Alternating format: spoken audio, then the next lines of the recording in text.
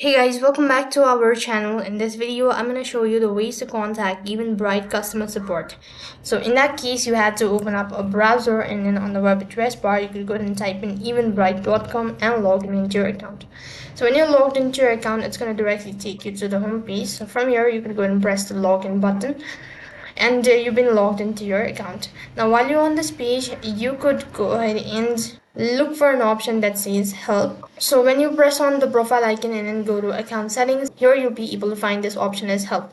So here you could go and press the help button and then go and click on contact an event organizer.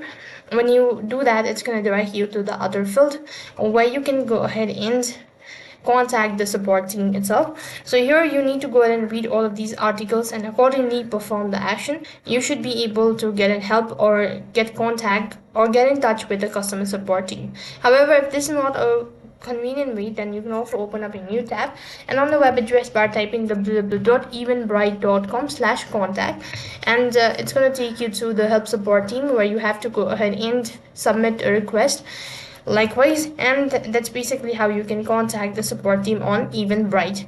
And that is all for this video. I hope the video was helpful. Make sure to like, share and subscribe to our channel. Thank you for watching. See you in the next video.